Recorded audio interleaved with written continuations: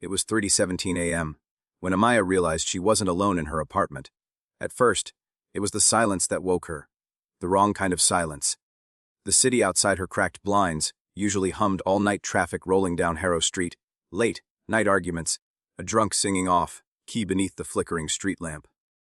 But tonight, the hum had gone thin, like someone had laid a hand over the mouth of the world. Then she heard it. A soft, deliberate scrape against her front door. The whisper of metal on metal. Her eyes snapped open in the darkness. Amaya lay frozen on the pull-out couch that served as her bed, heart drumming against her ribs. Her breath came fast.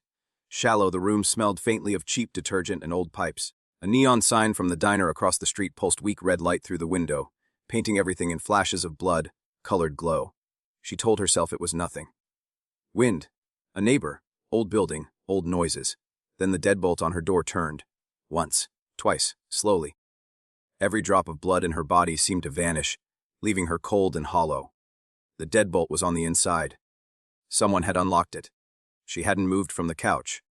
The hairs on the back of her neck rose. She heard the soft exhale of breath from the hallway. The handle twisted. No one else had a key. She sat up so fast the springs under her complained. The worn blanket slipped from her shoulders as she scanned the room. Shoes by the door. Jacket slung over the chair. Her purse, half open, on the little table. Her phone. Where was her phone? Another tiny sound. Metal. A tool slipping against the bottom lock slit. Whoever was outside had handled locks before. They were patient. Calm. Not a drunk neighbor. Not a mistake. Panic burned up her throat. Amaya slipped off the couch, bare feet hitting cold floor. She crouched low, eyes adjusting to the pulsing red dark. Her phone was on the coffee table, its cracked screen catching the neon. She snatched it, fingers numb, ducked behind the back of the couch, and crawled toward the narrow hallway that led to her bathroom. The lock rattled again, more insistent this time. Her fingers shook as she dragged down her notification bar to find Nia's name. Best friend, emergency contact, designated panic person, in Amaya's messy mental files. Nia would answer. Nia always answered. Amaya's thumb hovered over the call button, and then she saw it. A message. From an unknown number. Nice red coat. You shouldn't walk alone at night, Amaya. The text sat there, time-stamped 1:02 a.m. She hadn't seen it. She'd come home after the double shift at the restaurant, peeled off her soaked red coat, showered, and collapsed. She hadn't checked her phone. Her chest cinched. Another sound at the door. The bottom lock giving way. Whoever was outside knew her name, knew what she'd worn. Nia. Call Nia. Her vision stuttered with the rush of adrenaline as she tapped Nia's name. Nothing. Call failed. The little no service icon mocked her in the top corner. The storm that had hammered the city all evening must have chewed through a cell tower. Of course, Amaya whispered, voice almost soundless. She flicked to messages instead, thumbs clumsy. If I don't make it, someone is breaking in. Call 911. Apartment 3B, 47 Harrow Street. She didn't waste extra words. No time. She hit send to Nia's thread, watched the bubbles travel, then vanish. The little bar at the top flickered. Message failed to send. Her lungs locked. She tried again. The phone blinked, searching for any scrap of signal. One flicker. One bar. She pressed send blindly. The message whooshed out of her hands into the invisible network, and she had no idea where it really went. The lock clicked. The door swung inward a fraction. Amaya's heart stuttered. She scrambled on hands and knees into the bathroom, pulled the door shut as quietly as she could, and turned the flimsy knob lock. It was a joke. It would never hold. She held her breath. The outside door creaked open further. A footstep on the warped floorboards. Heavy. Slow. Male. She pressed herself against the cool tile wall, gripping her phone so tightly the edges bit into her palm. Her reflection in the faint bathroom mirror was nothing but a shadow with wide eyes and rich dark skin shiny with sweat. Another step. Closer now. Her thumb hit 911. This call cannot be completed. The signal died again. She squeezed her eyes shut, swallowed a curse, and stepped up on the lip of the tub, moving carefully so the old plastic didn't squeak. If he came into the bathroom, she'd have one shot to swing the cheap metal shower rod at his head, and her phone buzzed in her hand. For one ridiculous, desperate second, hope flared. Maybe it was Nia. Maybe the last text had gone through.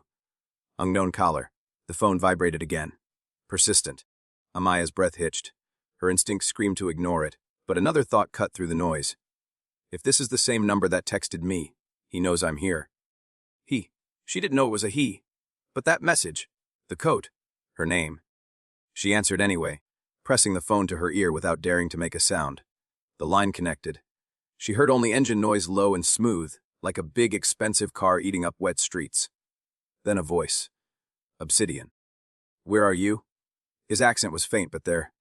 A roughened edge around his consonants that didn't belong to this city. It slid down her spine like ice. She swallowed, barely breathed. Who is this? A pause. She could hear the driver's side wipers, the rush of tires on rain-slick pavement. Then, clipped, controlled. You texted me, Amaya. Apartment 3B, 47 Harrow Street. If this is a joke, it ends very badly for you. Her thoughts scattered. Her whisper broke. Someone's in my apartment. I tried to text my friend. I don't know who you are. A floorboard. Right outside the bathroom now. She could hear the intruder breathing. The man on the phone went silent. But she heard something shift in the background. Leather against leather. The click of a magazine. As he armed, the stranger asked. The word he hung between them, thick. I don't know, she breathed. I heard. He got through the locks. I'm in the bathroom. I can't. I tried calling 911. There's no signal. It keeps dropping.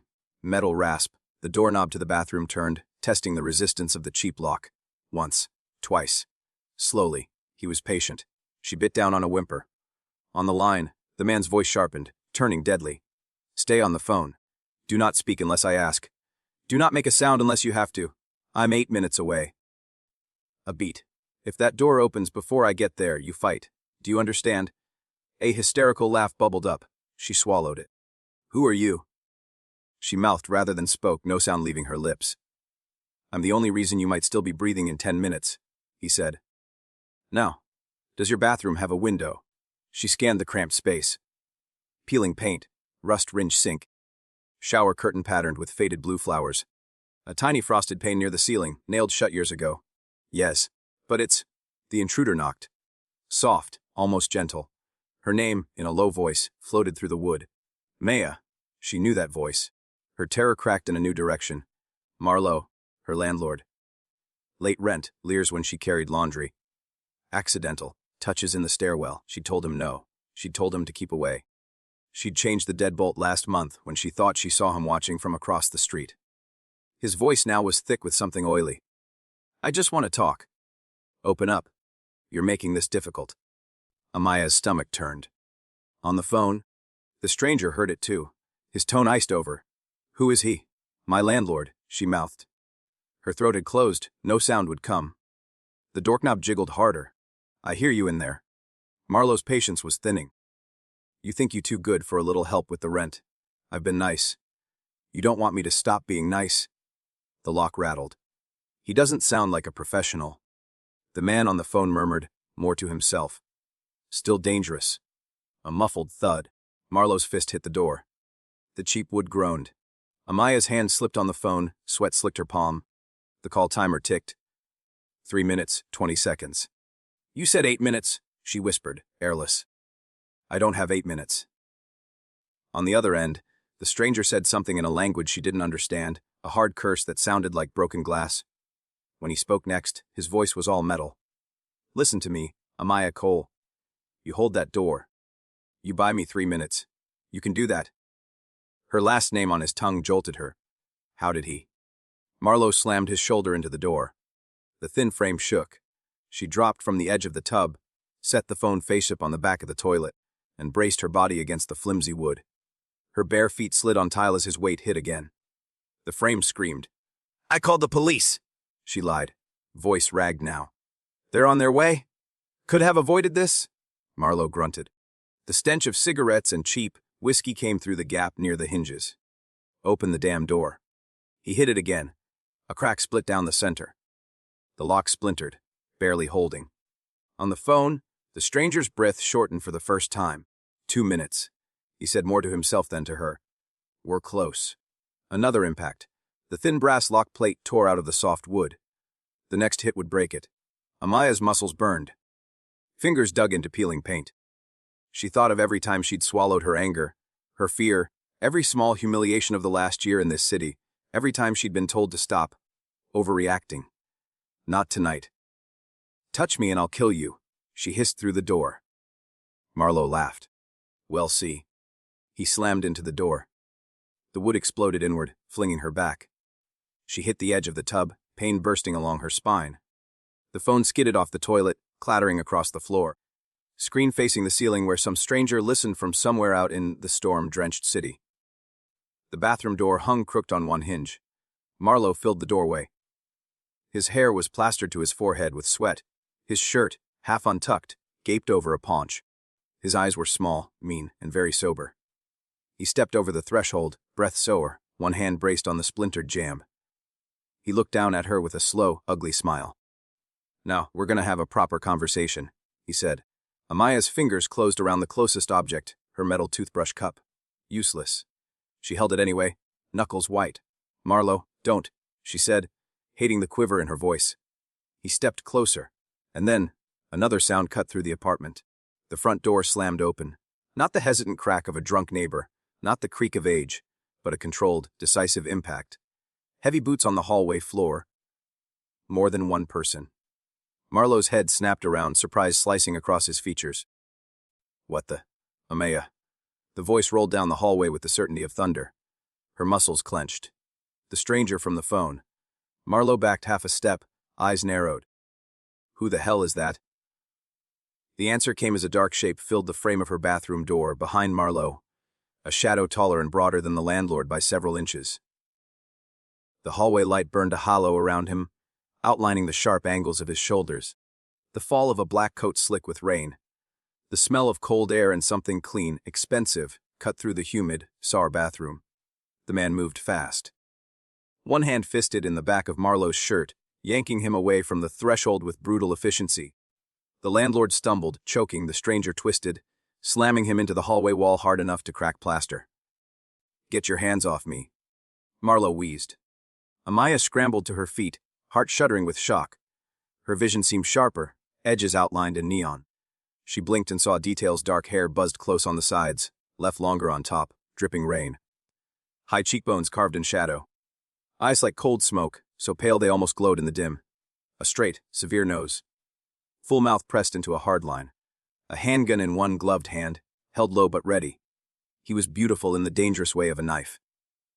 Stay in the bathroom, he ordered without looking at her. His voice was the same one from the phone, but in person it was heavier. Something that filled the small apartment and left no room for argument. Marlowe twisted, caught the glint of the gun, and froze. Whoa, okay. His hands came up in a parody of surrender. I didn't know you were. I didn't know she had company. This is not company, the man said, each word precise. This is me deciding whether I put a bullet in you. Marlowe went bone white. Jesus. Look, man, I was just talking to my tenant. Yeah. She's late with rent. She's been playing games. You don't have to. The stranger drove Marlowe harder into the wall, forearm across his throat. 10 seconds, he said quietly. Everything you say decides how you leave this building. Vertical or in a bag. Amaya stared, chest heaving. She'd never seen someone hold violence so casually, like it was a language they were born speaking. The gun caught the flicker of the neon sign outside, a brief red gleam along the barrel. His coat dripped onto the floor, leaving small dark circles that spread like ink. Marlowe's voice rose an octave. She asked me to come. She texted me, said she wanted to talk about reducing the rent, work something out. That's a lie, Amaya said, the words ripping out of her. Terror flared again, hotter this time, threaded with anger. I never texted you. The stranger's gaze flicked to her, cutting sharp, reading her face in a fraction of a second. Whatever he saw there made his jaw tighten. Marlowe stammered, she's always flirting, man. You know how they are. The man's expression went flat. 2 lies in 10 seconds. Not smart.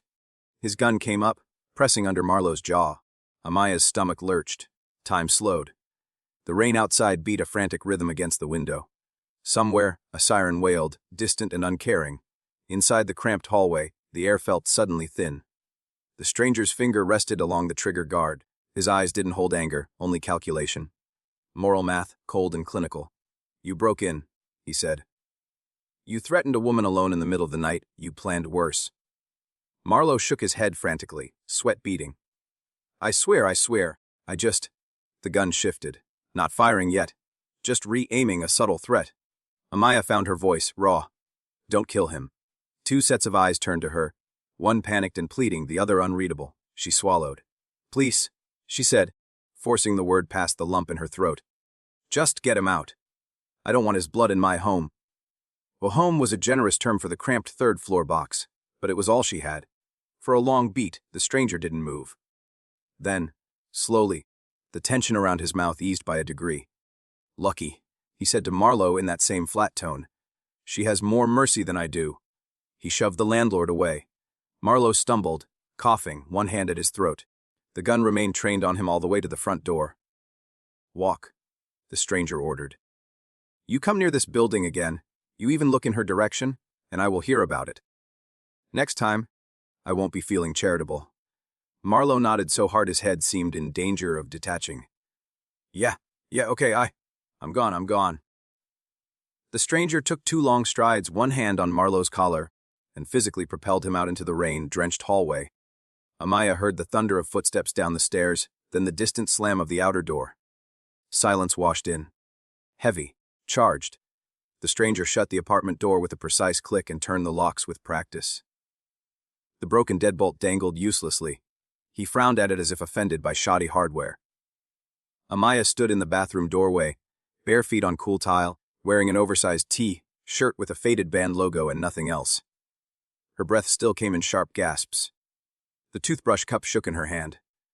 He holstered the gun somewhere beneath his coat so smoothly she almost didn't see the movement. When he faced her fully, they were just a few steps apart, the narrow hallway funneling all his presence straight at her. You shouldn't have opened the door, he said quietly. Her fingers tightened around the toothbrush cup until the metal dug into her skin. I didn't. He studied the destroyed lock, then her face again. His gaze tracked the tremor in her shoulders, the way she held herself braced like she was still pushing a door no longer there. You held it, he said. Not a question this time. An observation. I didn't have much of a choice. The ghost of something, respect, flickered in those pale eyes. Amaya became acutely aware of how she must look, hair flattened to one side, sleep, creased face, dark skin gone sallow with fear, bare legs dotted with goosebumps under the red strobe of the neon. It didn't matter. Vanity was a luxury for people who weren't 3 minutes from being assaulted by their landlord. Who are you? She asked, voice hoarse. He considered her for a long, loaded second, as if deciding how much truth she could handle. You sent a message asking for help, he said instead. To my number. I tried to send it to my friend. Her throat ached. My phone's been glitching. I must have hit the wrong contact. I don't even know who you are. A corner of his mouth twitched. Not amusement, exactly. Something sharper. That, he said, might be the most dangerous mistake you've ever made. Her skin prickled. I didn't ask you to come in here with a gun. Did you prefer the alternative? He tilted his head toward the splintered bathroom door. Her jaw clenched. No, Thank you. She trailed off, swallowing hard. I don't understand why you actually came. You don't know me. He stepped closer, enough that she could see the faint scar at the edge of his eyebrow. A thin white line against warm olive skin. The scent of him reached her now. Clean, something like cedar and smoke, threaded with rain. You texted a man in the middle of the night, he said, voice low. You said, if I don't make it, someone is breaking in. Call 911. There are only a few reasons someone sends a message like that, and then goes silent. All of them are ugly. His gaze swept the apartment once, taking in the peeling walls, the secondhand furniture, the single pair of women's shoes by the door. No togetherness, no clutter from anyone else. You live alone, he added. Yes. No family here, no boyfriend. No one to stop the landlord from walking through your door. The words were not questions. He saw too much too quickly. You're not stupid. You knew calling 911 might be too slow. You looked for a name you trusted. A faint, bitter half-smile tugged at his mouth. You just picked the wrong one. You still haven't answered my question. Amaya said, forcing steel into her tone. Her hands trembled, but her voice steadied. Who are you? He held her gaze, weighing. Finally, he said, my name is Kazim. No last name. No explanation. It didn't sound local. The syllables slid heavy off his tongue. Zim, Kazim, she repeated, tasting it. And you just carry a gun and drive around at 3 a.m., waiting for wrong number emergencies. The corner of his mouth did that almost smile again. Not exactly. So what then? You some kind of cop? At that, he gave a short, humorless laugh. No, security. Private investigator. Criminal. The word fell into the air too harsh, but it was already out. His gaze cooled another few degrees. Interesting. Dangerous. Do you really want to know that answer? He asked quietly. She hesitated. The smart part of her screamed no. But the same stubborn streak that had made her hold that door against a man twice her weight made her lift her chin. Yes. For the first time, his long lashes flickered, a shadow crossing the pale of his eyes. There was something there, a memory, maybe, or a calculation of risk. You wouldn't have called me, he said finally, if you knew who I was. I didn't call you, she shot back. I texted the wrong number while I was trying not to die. His features smoothed again, shuddering whatever had flickered through. A girl in a red coat, he said slowly. Walking home alone 1 a.m. through Harbor District. You got that message earlier, yes? He nodded toward her phone half, buried under a hand towel on the floor. Her stomach dropped. How do you know about that? He reached into his coat. She flinched. He paused, eyes flicking to the way her shoulders jerked, and for a brief, startling instant something like regret crossed his face. Then he moved slower, deliberately non-threatening, and pulled out not a weapon, but a second phone, sleek, black, expensive. He tapped the screen, turned it to show her. A photo filled the display. Grainy, taken from a distance but unmistakable. Her, walking down Harrow Street in her cheap red thrift store coat, hood up against the drizzle, one hand tucked into her pockets. The timestamp at the bottom, sent 47. Below the image, in a chat bubble from an anonymous contact, a message Ashis Elon. Tarashef or 3B, ESY. Underneath, the number the message had been sent to. It was the same pattern as the unknown number that had texted her at 1 a.m. Her pulse thudded in her ears. That picture, she whispered. Off me. Who sent that to you? He studied her closely, reading not just her face but every slight shift in her body. No one sends me anything without a reason, he said. This was bait. For what? For me. His jaw hardened. For a man like me. Another piece clicked into place with a sickening jolt. You said, she murmured, that it would end badly for me if my message was a joke. People try to lure me into traps. Kazim said matter of factly. They dangle something I might care about, something that looks like trouble, and hope I walk in blind. So I was. Her throat closed. A decoy. You were supposed to be. His eyes dropped to the broken door, the torn lock, then back to her. You weren't supposed to text me. You were supposed to lie there and wait like good bait until someone else arrived. Someone working for the men who sent that first message. She wrapped her arms around herself, suddenly colder than the air in the apartment justified. But I texted you anyway, she said numbly. The accident. Kazim's phone buzzed. The sound was sharp in the quiet room. He raised it, thumb swiping across the screen. His eyes narrowed as he read, the faint muscles in his jaw ticking. What?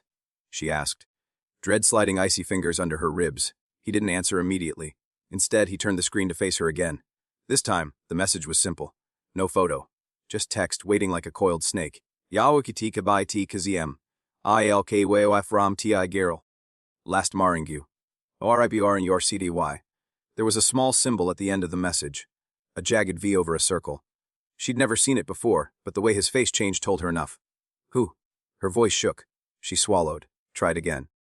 Who sent that? His eyes lifted from the phone, pinning her with a look that made the room feel smaller, the air heavier. Men who think they own this city, he said slowly. Men who think threatening you will move me. I don't even know you, she whispered. No, he agreed. But they know me, and now they know I came for you. Her chest was tight enough to hurt. So what does that mean? He slipped the phone back into his coat, decision hardening across his features like ice. It means, Kazim said, in a tone that brokered no argument, you can't stay here. A panic flared. What? No. This is my home. They have your picture? He said evenly. Your address. They know you texted me. They will come back. Not idiots like your landlord, but men who know how to break in and how to disappear you. They will use you to get to me. or to punish me. Either way, you'll end up a message written in blood on a wall somewhere. She flinched. I'm not leaving with a stranger, Amaya said, grasping for any handhold of reason. I don't know you. You could be lying. You could be one of them. His smile this time held no humor at all, only a quiet, brutal understanding of what he was. I'm worse, he said. But I'm the only one who walked into this building to get you out alive. He took a step closer, invading her space until she could see the faint stubble along his jaw, the flecks of darker gray in his irises. Fear flared in her belly, but so did something else. An awareness. A pull she didn't want to name. Pack a bag, Kazim said softly, steel wrapped in velvet. Everything you need, nothing you love. You have 5 minutes. And if I say no, she asked. He studied her, weighing, contemplating how much truth to strip down to. I leave, he said finally. I go back to my world. Men with guns come for you instead. You die for a message you never meant to send. Her throat worked. Her pulse hammered painfully against her skin. He lowered his voice further, the words almost intimate in the narrow space. Or, he said, you walk out that door with me, and from this moment on, anyone who wants to touch you has to go through me first. The weight of his promise, if it was a promise, hung between them. Outside, lightning ripped the sky open, searing white light through the blinds for half a second. Thunder rolled in after, low and hungry. Amaya squeezed her eyes shut, then opened them again. I don't even know what you are, she whispered. He held her gaze, unflinching. I'm the problem your enemies are afraid of, Kazim said. And tonight, I'm the only thing standing between you and them. Her heart slammed against the inside of her ribs, torn between every survival instinct she had.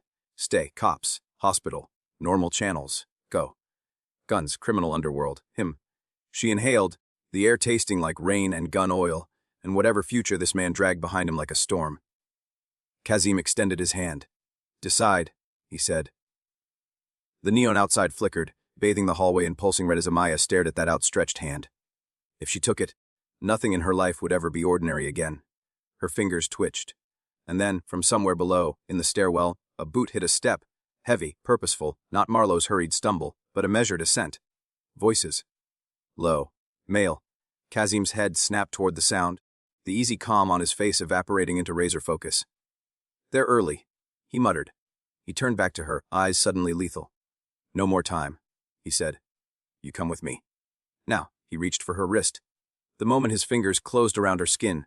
Warm, strong, unyielding. Every alarm in her body blared, and every instinct screamed very different things.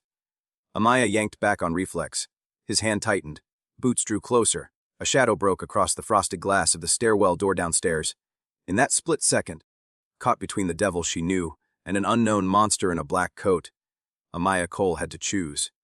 And when she finally opened her mouth, the words that came out would decide whether she lived, or became exactly the kind of message these men like to send. Amaya didn't realize she had moved until her fingers were already tangled with his. 1 second she was frozen in the ruined hallway, lungs locked, heart hammering against her ribs. The next, her hand was in Kazim's, his grip closing around her like a man catching something valuable that was about to be ripped away. It wasn't trust, not really.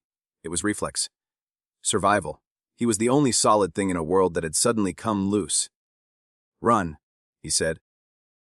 So quietly it barely disturbed the stale air, but the word carried the weight of a command men with guns would obey without question. He didn't wait to see if she listened. His arm shot past her shoulder, grabbed the edge of her refrigerator, and shoved. Metal screamed against tile, the whole cheap unit lurched aside to reveal a narrow, hidden door, painted the same sick off-white as the wall.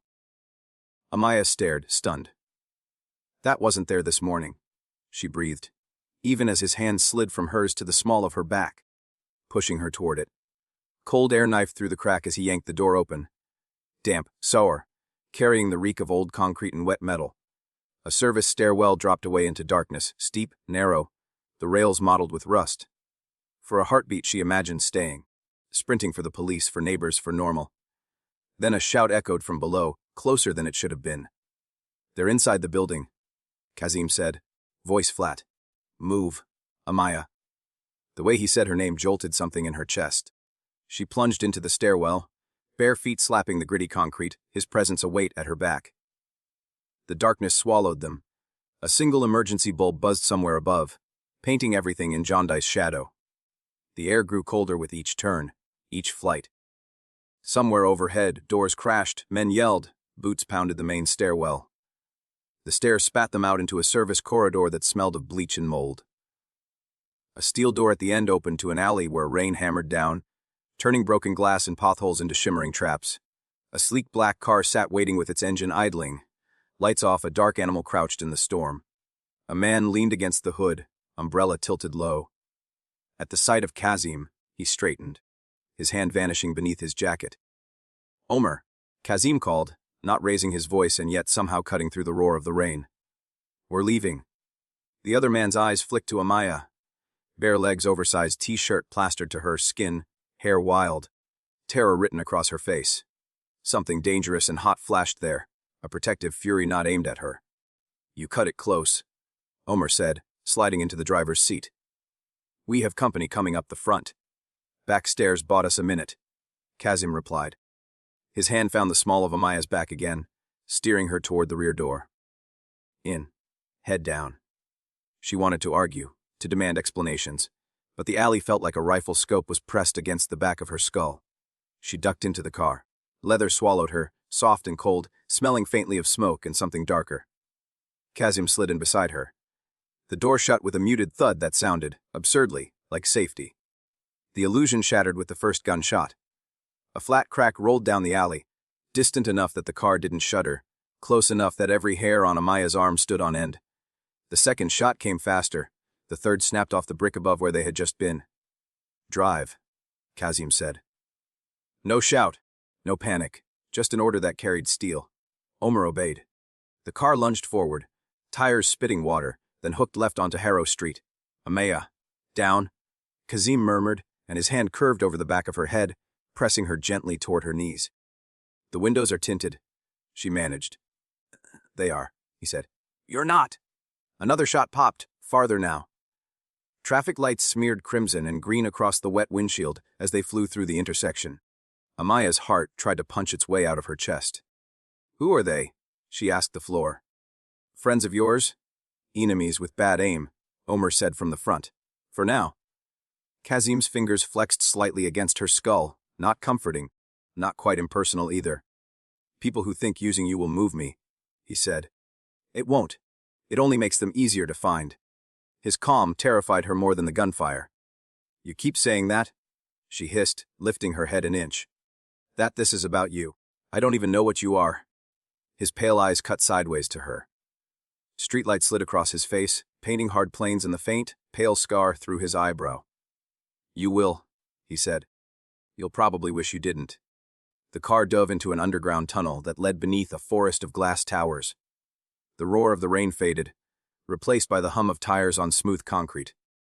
For a moment, it felt like they were slipping under the skin of the city itself. They emerged into a private garage, cavernous, lit by rows of cold fluorescents. Dozens of vehicles slept in neat lines, all dark paint and gleaming chrome. Cameras watched from every corner, tiny red eyes winking. Omer pulled into a space near an elevator encased in brushed steel. The doors slid open before the car had fully stopped. Men stepped out of the shadows to meet them, broad-shouldered, all in black or charcoal, hands empty but eyes sharp. Kazim was out of the car in a heartbeat. He opened Amaya's door himself. Cold air knifed over her damp skin, and she shivered, clutching his coat tighter around her. Her bare feet curled instinctively against the concrete. Kazim's frown was almost imperceptible, a tiny downward tug at one corner of his mouth. "Omer," he said. The driver was already at the trunk, producing a box with a pair of simple black sneakers inside. He tossed them over.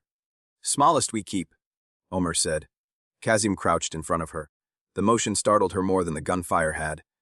Men like him didn't kneel, not in movies, not in life. Yet there he was, balanced with predatory grace, holding the shoes. "Sit," he murmured, nodding to the car's low frame. "I can do it," she said, heat stinging her cheeks. "You don't have any shoes, Amaya." His voice was patient, maddening. "And the marble upstairs is colder than this." She perched, awkward, and let him take her foot in his hand. His palm was warm, calloused in strange places, along the base of his fingers, across the heel. Not off his hands, not soft. He slid the sneaker on gently, tightened the laces with efficient little tugs, then repeated the process with the other. The simple intimacy of it punched straight through her defenses. No one had taken care of her like this in years. Not since. She snapped the thought off before it could finish. Before it could conjure hospital sheets and a hand growing colder in hers. "Thank you," she said instead, voice rough. Kazim stood, the return to his full height somehow erasing the softness of the last few moments. The men nearby watched openly now. One, older, with iron threaded through his dark hair, stepped forward, speaking in the other language. The syllables were knife-sharp, displeased. Amaya didn't catch the words, but she understood tone. She didn't miss the way the man's gaze cut to her, weighing, then to Kazim accusing. Kazim answered in the same tongue, quieter, with a finality that made the older man's jaw clench. Then, switching back to English, the newcomer addressed her directly. "You being here makes him weak," he said, the consonants heavy. "Understand this. To hurt him, they will go through you. Some of us think that is unacceptable risk. Some of you can shut up." Omer muttered. Kazim's gaze didn't leave Amaya's. "He's right about one thing," Kazim said. "You are leveraged now. That's why you can't leave." The words landed like a door closing. She swallowed. "Leverage," she repeated, tasting bitterness. "You make it sound like I'm cargo." His jaw flexed. For a moment, something pained moved behind his eyes. "I've seen what they do to people who cross them," he said softly. "And to the ones they use." The elevator up to the penthouse was glass-walled on one side, giving her a dizzying view of the city dropping away beneath them, an ocean of smeared lights and moving shadows. Her reflection hovered faintly over it wide.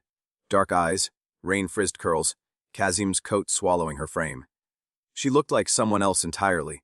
55, he said when she glanced at the floor numbers. Top floor. No neighbors to overhear if someone screams. The doors whispered open into a space that didn't seem real.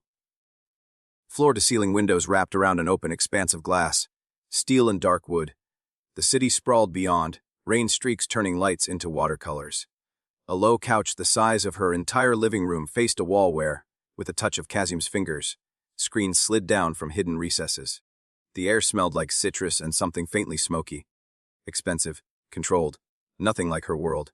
"You can shower," Kazim said, nodding toward a hallway. "Second door on the right. Clothes are in the wardrobe." She almost asked whose, then saw the shadow that crossed his face and decided she didn't want that story yet. "Later," she said instead. "First, you tell me what you dragged me into." His jaw worked. For a heartbeat he looked almost tired. Then he crossed to the wall panel and woke it with a swipe. Screens dropped, humming softly. Dozens of camera feeds flickered to life. Alleys, lobbies, intersections, stairwells. He tapped through them until one filled the main display. Her building. Timestamp, 20 minutes ago. On screen, her front door hung crooked, wood splintered, Marlowe's tools spilled. 3 men in dark clothes flowed up the stairs like ink. Hoods up, gloves on, movements economical. They didn't look around like amateurs. They went straight to her apartment. Kazim hit another key, subtitles blinked on along the bottom. Words pulled from some hidden audio. "She's gone," the first man said. "He was here. Check for blood." Another answered. "He hates mess." They tore through her place, opening cupboards, flipping cushions. One of them bent, picked up her discarded phone from the bathroom floor, wiped it on his sleeve, pocketed it. If he took her, the leader said, reappearing in the hall, would take the friend instead. Amaya's blood ran cold. "What friend?" she whispered. The scene cut to a different feed, a street cam near the bus stop 2 blocks from her apartment. Rain streaked the image, turning figures into ghosts. A girl sat on the bench, hood up, legs crossed, phone glowing in her hands. Even in grainy monochrome, Amaya knew her. The way she slouched, the impatient bounce of one foot. Nia, subtitles crawled on. "She trusts too fast," one man said. "Easy grab." On screen, one of the men stepped into frame, rain blurring his face. Nia looked up, her features softening into a relieved smile of recognition. Someone she thought was safe. The feed cut out there, replaced by a new image on Kazim's phone, which he wordlessly turned toward Amaya. Naya again, now tied to a metal chair in a bare concrete room, lips split, one eye swelling shut. Behind her, spray painted on the wall, the same jagged symbol he'd shown Amaya before, a V carved over a circle. Under it, blocky letters glared. Brian Taeti me star kiti and Pisces. Amaya swayed, stomach heaving. This is because of me, she choked. Kazim's eyes were ice and fire. No, he said. This is because of me. And now you'll see what I am, BWAM. For a few seconds, the entire world narrowed to the glowing letters on Kazim's phone. Bring THGLE, or Mui Star Ki EPCs. Nia's bruised face stared back at Amaya from the small screen, eyes swollen but still furious. Her lip was split, blood dark on her brown skin, but her chin was lifted in the same defiant tilt Amaya had seen 1,000 times across greasy diner tables while they talked about better futures. Now that future was a concrete room and a spray-painted symbol. V over a circle. Amaya's knees threatened to give. She braced a hand on the edge of the marble counter, the cold biting into her palm like punishment. This is my fault, she whispered. Kazim's response came sharp and immediate. Nu. He stepped in closer, one hand hovering beside her arm, not quite touching. His face was carved from stone, but his eyes were a storm. This is because of me, he said. They're using her to pull a trigger they've wanted to pull for a long time? Who are they? The question tore out of her, raw. What is that symbol? Vastral circle, he said. The way he pronounced it told her he'd said those words 1,000 times. Sometimes as a warning, sometimes as a promise. A splinter group that thinks chaos is good business. They like fire. Explosions. Messages in bodies. Her stomach rolled. And you, she pushed. Your group. He hesitated, then, the Meridian Pact. The name meant nothing, but the way Omer and the others deferred to him, the guns, the networks of cameras, everything snapped into a new, terrifying focus. You're a Mafia boss, she said, flat. No point dancing around it now. One corner of his mouth pulled in something that wasn't quite a smile. Among other things, Kazim said. On the screens, the feed from the concrete room flickered. Naya's chest rose and fell in fast, shallow breaths.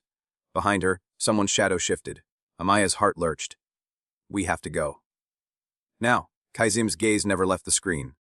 His thumb brushed the side of the phone like he wanted to crush it. They want me impatient, he said. They want me to charge and alone and blind. They expect it. He looked up at her. I don't do what they expect. She's going to die if we sit here talking about it. Anger flared up through her fear, hot and reckless. It flashed across her face. She saw the moment he registered it, the quick widening of his eyes, like she'd surprised him. He turned to the wall panel, fingers moving fast. Another window opened. A GPS wrote, a countdown timer already running, 04 6 and 13. They gave us an hour, he said. Pier 12, East Docks. In 46 minutes, they expect me there with you. Ready to trade. Her throat closed. Trade? You're not serious. They think I'm built like they are, he said, voice low, almost to himself. That I would hand you over and hope to steal you back later. His jaw worked. They don't understand what I don't trade. His eyes met hers.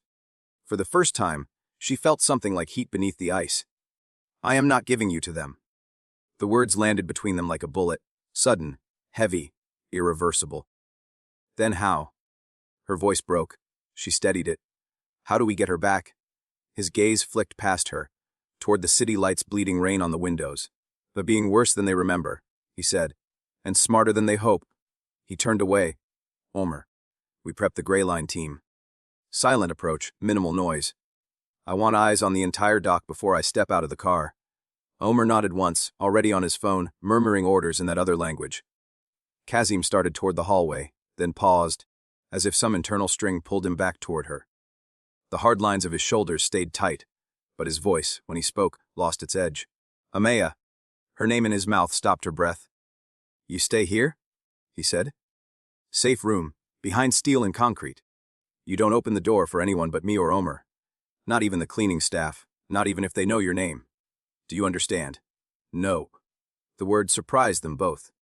He turned fully, eyebrows lifting a fraction. No. She drew in a lungful of citrusa cool air, hands balling into fists at her sides.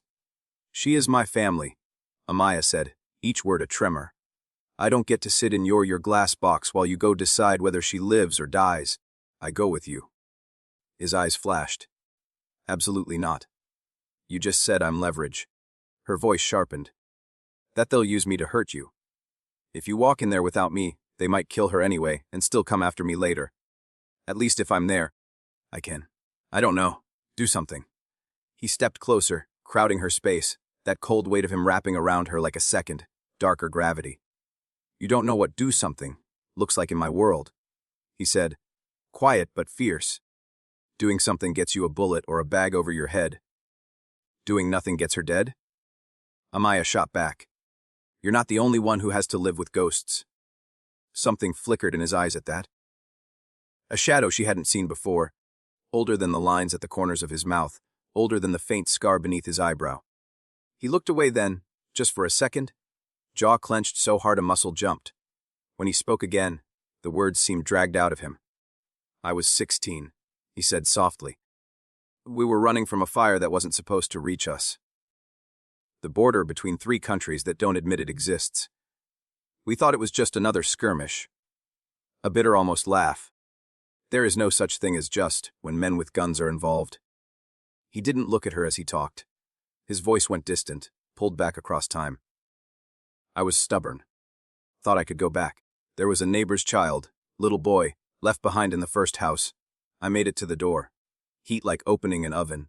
Smoke. Screaming.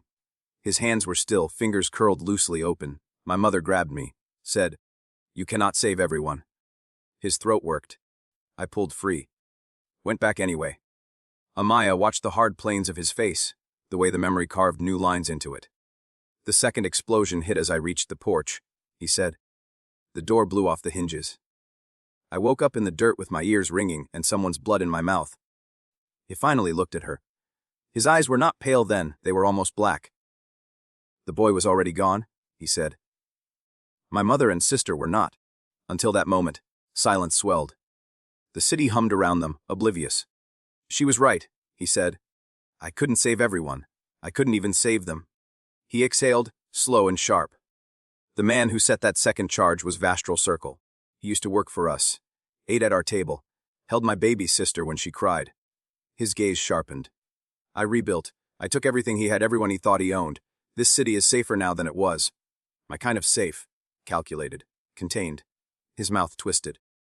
But there are still fires. And there are still people who think hurting someone who never chose this life is acceptable leverage. His eyes pinned at her again. I will not let them do to you what they did to my family, he said. Or to your friend. The rawness under his words hit her in a place. She tried not to think about the hospital corridor, the smell of antiseptic and cheap coffee, her father's weight going still in her arms, while some doctor stared at a clock instead of at them. Loss recognized loss.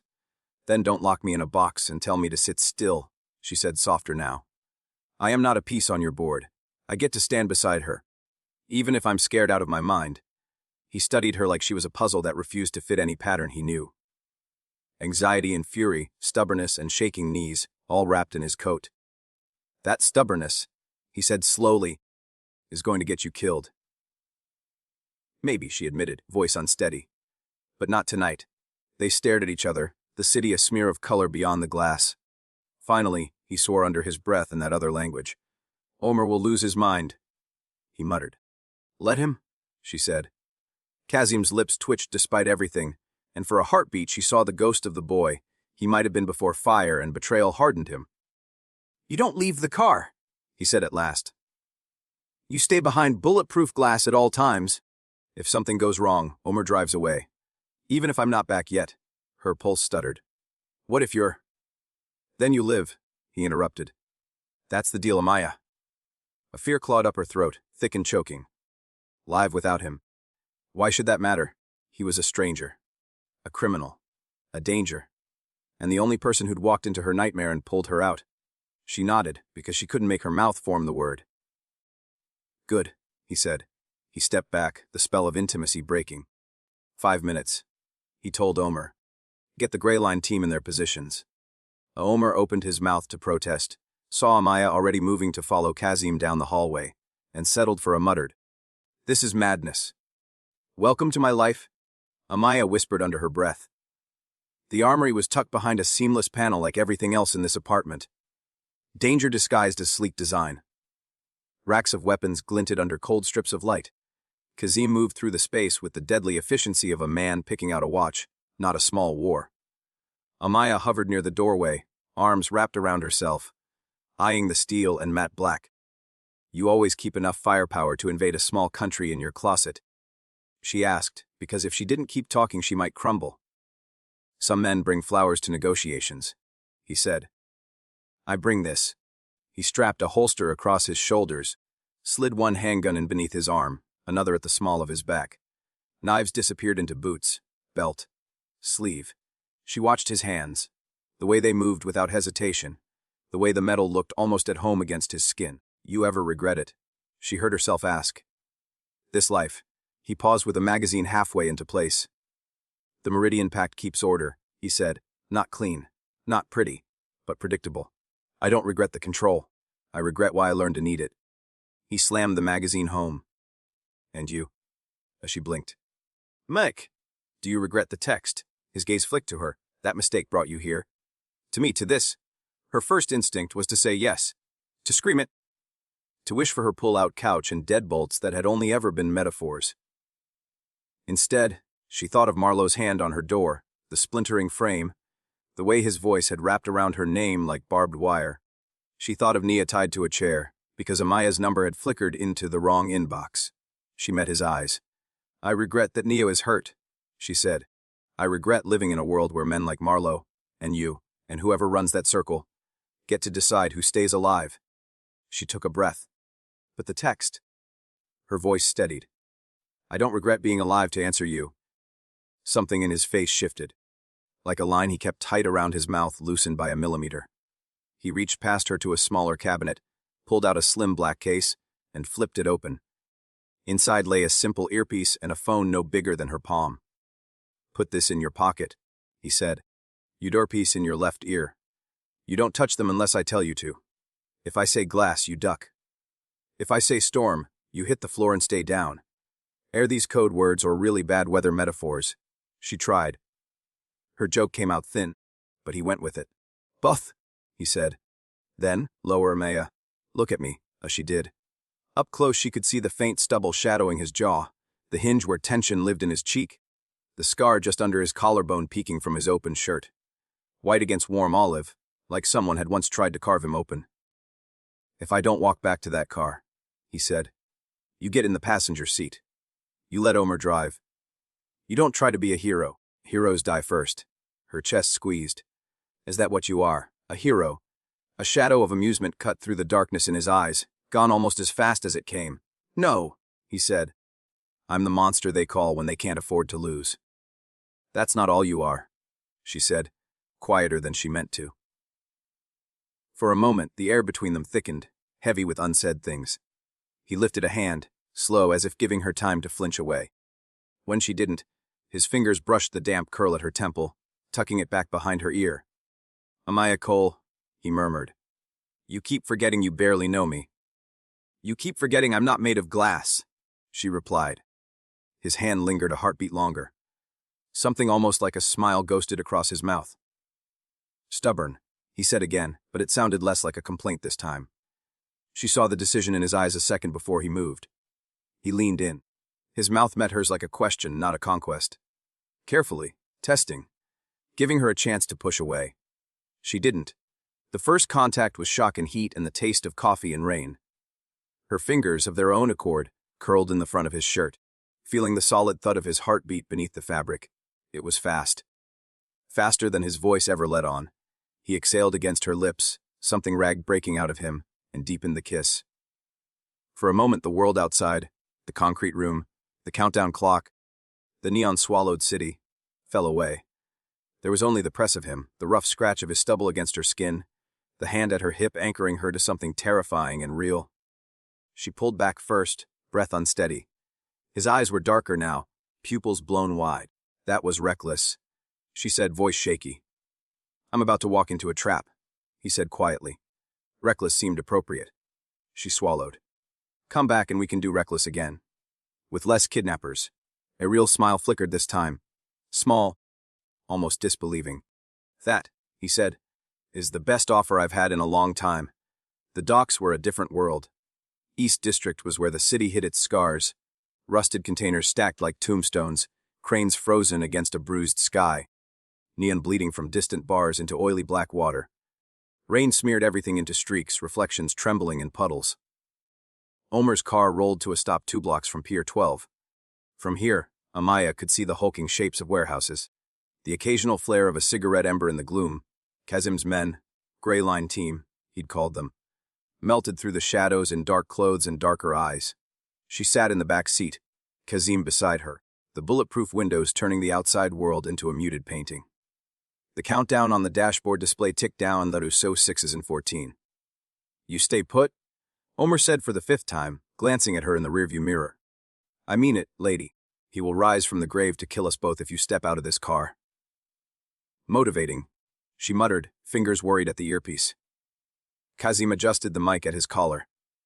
His face was calm again, that frightening stillness settling over him like armor. "Everyone set," he said. A chorus of low affirmatives crackled softly through the speakers. Omer's fingers drummed once against the steering wheel, then stilled. Kazim turned to her. "You remember the code words?" he asked. "Glass, storm," she said. "Duck, drop." His eyes searched hers like he was memorizing her face in case. "No." "You're going to be fine," she said, surprising herself with the conviction in her words. "You've done this before." "Not like this," he murmured. He reached for the door handle. She grabbed his sleeve. "Kazim." He paused. "Don't give them anything they can use against you," she said. "Not even your guilt." His eyes widened, just slightly. Then he nodded once and slipped out into the rain. She watched him walk toward the pier alone, shoulders squared, black coat swallowing him like a shadow. Distant figures emerged from the warehouse, a knot of men with hoods up, one dragging a second figure between them. "Nia?" Even from here, Amaya could recognize the set of her shoulders, stubborn even in chains. Kazim stopped 10 meters away, hands visible, empty. Omer's hand hovered over the ignition. "Targets in sight." A voice crackled over the comms. 3 on the dock, 2 on the roof, 2 back entrance. "Leader at center," confirmed Rivik. A Rivik, the man who had blown apart a border house and with it. Amaya's stomach turned. She pressed the earpiece closer. The rooftop man's voice. Rivik. It had to be. Carried faintly over the distance, ragged through the speakers but unmistakably smug. "Look at you," he called. Kazim Varan, king of Meridian, walking in the rain for a girl. "I didn't believe it when they said." "You should believe more things," Kazim replied. His voice was flat, carrying easily. "You might still have a city to crawl in." Rivik laughed. Even at this distance, Amaya hated the sound. "Bring her closer," he ordered. One of his men shoved Nia forward. Her head snapped up, eyes locking on Kazim. Even through bruises, her glare could have cut glass. "Kazim!" she shouted, voice hoarse. "If you trade her for me, I swear to God I'll haunt you." Amaya almost sobbed with relief at the sheer Nia-ness of that. "You hear that?" Rivik crowed. "Even your bargaining chip has teeth. Shame you won't keep either." He lifted a gun, pressing it casually against Nia's temple. Omer swore under his breath. "Say the word." A voice crackled in Amaya's ear. The sniper, somewhere up high, sight on Revik's head. Kazim's shoulders tensed. "Not yet," he said quietly. "Tick-tock," Rivik sang, glancing at an expensive watch that gleamed even in the rain. "You bring me my bait back, or I start sending fingers to your favorite restaurants." He jerked his chin toward the darkness behind Kazim. "Send her up. Alone. Hands out where we can see." Amaya's blood iced. Kazim didn't turn, didn't glance back at the car. "That won't be happening," he said. Revik's smile curdled. "Then we start cutting." Time folded. Amaya's body moved before her brain caught up. The car door thunked open. "Amaya, no." Omer's hand closed on air. Rain hit her like a slap, cold needles against her bare legs. The dock was slick beneath the thin soles of her borrowed shoes. The air tasted like salt and rust. She heard Omer's curse in her ear, Kazim's sharp intake of breath ahead. "Amaya." His voice was a blade. It cut through the storm. "Get back in the car." She kept walking. Every logical instinct screamed at her, but something bigger had taken over. The same thing that had pushed her against a splintering bathroom door. The same thing that had made her text a stranger instead of lying still. Fear and courage were different sides of the same coin. Tonight, it landed on its edge, and she walked. "Look at this," Rivik called. "She comes gift-wrapped." "You are getting soft, Kazim." She stopped beside Kazim, close enough that their shoulders brushed. Up this close, Rivik's face came into focus, thin, Sharp features, gray eyes that had once probably charmed someone. Not now. Not with that smile. Amaya, what the hell are you doing? Nia hissed, voice shaking. Buying us 10 seconds. Amaya murmured. She didn't know if the mic in Kazim's collar picked that up. Either way, his fingers brushed the back of her hand, just once. A tiny contact, but enough. Storm, he said, soft. He wasn't looking at her. He was looking at Rivik, her knees unlocked. She dropped. In the same heartbeat, 3 things happened. The dock lights blew out, plunging everything into strobing darkness as Grey Line cut the power. A rifle cracked from somewhere above, the sound rolling over the water. And Kazim moved. He didn't lunge for Rivik, too obvious. He pivoted toward Nia instead, one arm sweeping her down and behind a rusted bollard as the man holding her jerked, a red bloom appearing high on his shoulder. The gun in the thug's hand went spinning into the water. Lost. Chaos erupted. Shouts. Gunfire. The smell of hot metal and cordite. Amaya flattened herself against the slick planks, breath punched out of her. Boots thundered around her head. A body crashed down a meter away, groaning. A flashlight's beam slashed through the dark, catching an arm reaching for her ankle. She kicked. Her foot connected with a wrist. Bone against bone. The thug cursed, grabbing at her leg again. Panic surged up white-hot. Her hand closed around something on the dock. A broken bottleneck, jagged glass teeth glinting in the strobe from distant security lights. She swung. The bottle smashed into the man's forearm. He yelped, dropping his gun. It skittered away into the dark. She scrambled back on her elbows, heart in her throat. Glass. Kazim's voice snapped in her ear. She ducked without thinking. A shot whistled through the air where her head had been a second before, splintering wood. She crawled toward the only solid thing she knew. Kazim's shadow, a darker smear in the dark. Through the intermittent flashes of muzzle fire and distant neon, she caught fragments Ian, Omer dropping a man with an elbow to the throat. Grey Line sweeping in from the sides, efficient and silent. 2 of Vastral's guys fleeing toward the cranes, shadows swallowing them whole. And at the center of it, Kazim and Rivik, 10 feet apart, guns drawn. Sights leveled at each other's hearts. It was eerily still, a pocket of frozen time in the middle of the storm. Always had good timing, Rivik said, chest heaving. Blood darkened his sleeve where a grazing shot had clipped him, but he seemed not to feel it, even as a boy. Shame it didn't save your mother. The Kazim's face was unreadable. It won't save you either. You think killing me changes anything, Rivik sneered. You cut off 1 head, 3 more grow back. At least I'm honest about what I am. You dress it up in rules and order, still the same filth underneath. You're wrong, Kazim said quietly. I know exactly what I am. And what spat? Rivik spat. Kazim's eyes slid, just for a second, to where Amaya crouched behind a crate, Nia pressed beside her, both shaking and very much alive. Then he looked back at the man who had murdered his family. I'm the last thing you'll ever see, he said. He fired. Amaya flinched as the sound cracked the air, bright and final. Rivik jerked, surprise flickering across his face as the impact spun him backward.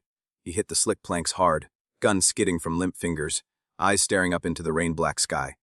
No speeches. No drawn-out vengeance. Just 1 shot placed true. Kazim lowered his gun slowly, chest rising and falling. Around them, the noise began to die.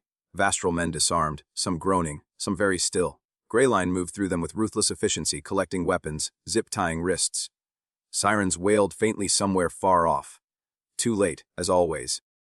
Amaya, Kazim called, voice rougher than she'd yet heard it. Here, she croaked. He turned, eyes finding her through the dim. For a moment, in the cold light off the water, he looked less like a monster and more like a man who'd been carrying too much weight for too long. He crossed the distance in long strides. Nia pushed to her feet as he reached them, wobbling but upright. You. She jabbed a finger into his chest. Better not be trading my girl for me ever. I don't care how many guns you have. Despite everything, despite blood and bruises and the body cooling a few meters away. Kazim's mouth quirked. Noted, he said. Then his gaze slid to Amaya. Emotion hit her like a wave. The adrenaline crash, the terror, the relief of seeing her friend alive. The fact that she was standing on a dock watching a man she'd met hours ago execute, someone with the same calm he'd used to lace her shoes. You're insane, she whispered. I told you not to leave the car, he replied, but the reprimand lacked heat. You kissed me and then expected me to behave. She shot back. Nia's head snapped between them. Hold up. Later. Kazim's eyes searched Amaya's face, checking for blood wounds, anything. You're not hurt, he said, and it was half observation, half plea. Not physically, she said. Ask me again tomorrow. Something like regret flickered across his features. I never wanted this for you. Neither did I, she said. Then, softer, but I'm glad you came. His shoulders eased by a fraction. Omer jogged up, rain slicking back his hair. We need to go, he said. Vastral's not stupid. They'll have lookouts. Noise like that brings everyone, uniforms included. Kazim nodded once. He glanced at Nia. My people will take you somewhere safe, he told her. New city, new papers, as clean a start as you can get in this world. Amaya stared at him, then at Amaya. And you? Amaya's throat tightened. She thought of her apartment, shattered door, walls soaked in fear. Of Marlowe scuttling away like a roach. Of Vastral men watching from shadows, waiting for a moment to snatch her if she walked through life pretending nothing had changed. Then she thought of this man with a gun and scarred hands, of his mother's warning and his refusal to let it be the last word, of the way he'd said her name in that ruined bathroom, in that glass elevator on this pier. She looked at Nia. Her oldest friend, eyes swollen, lips split, still managing to look unimpressed with the entire universe. I don't think I can go back, Amaya said. Not to how things were before. Safe doesn't mean alive, huh? Nia murmured, a faint, crooked smile ghosting her mouth. Amaya huffed a shaky laugh. You always did listen better than you pretended. Nia grabbed her wrist, squeezed. You sure about this? She asked low. He looks like trouble with a capital T and several guns. He is? Amaya said honestly. But he's my trouble, I guess. Kazim's head tilted, as if the words hit him somewhere unarmored.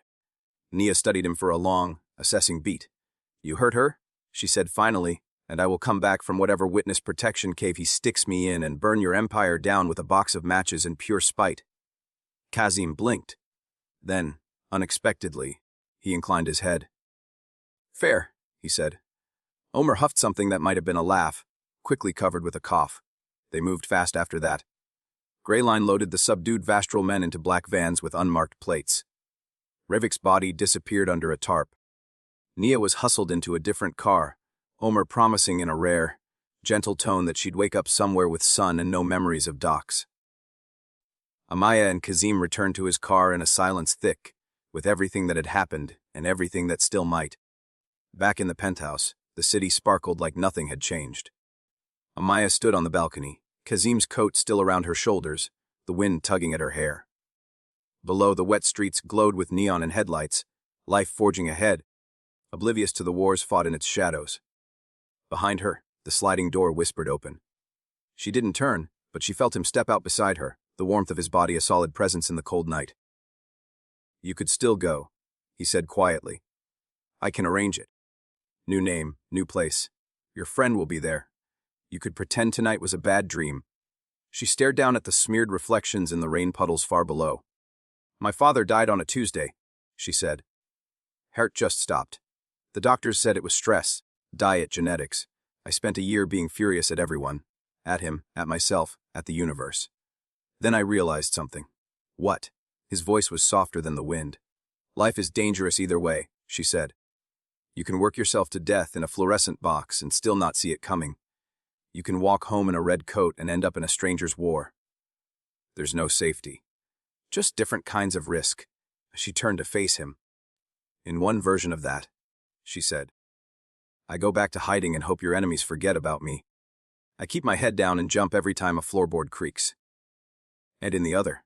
He asked. In the other, she said. I stand next to the monster everyone else is afraid of, and I stop pretending the dark isn't there. His eyes searched hers. That's not a choice I offer lightly. I know. She stepped closer. And I'm not choosing it for you. I'm choosing it for me. He exhaled, the sound half a laugh and half something broken. You don't know what being close to me costs, he said. My name erases futures. My enemies don't play fair. You become a weakness and a weapon all at once. I was a weapon before I met you, she said. They used me to get to you, remember? His jaw flexed. He looked away out over his city as if it might offer answers, I don't know how to do good, Amaya, he said quietly. Not the way people like to define it. I know how to hold lines. How to make men like Rivik fear waking up. How to keep the worst from spilling into the streets. His hand closed on the rail. I can't promise you peace. Only that anyone who comes for you will meet me first. The simplicity of that vow, the utter conviction in it, hit her harder than his gunfire. She reached up, fingers brushing his cheek, the rasp of stubble rough against her skin. I'm not asking you to be good, she said. I'm asking you to be honest. With me. With yourself. He turned back to her slowly, eyes pale in the city's glow. I don't deserve this, he said. She smiled, small and fierce. Neither do I. That never stopped me before. He laughed then, properly, the sound low and startled, like it had been a long time since his chest remembered how. I should send you away, he murmured. You still can, she said. But you won't. He studied her for a long beat, and she saw the war inside him. The part that wanted to lock every weakness behind bulletproof glass, and the part that had walked into a stranger's apartment because of a wrong number and a plea for help. Finally, he stepped into her space, erasing the distance between them.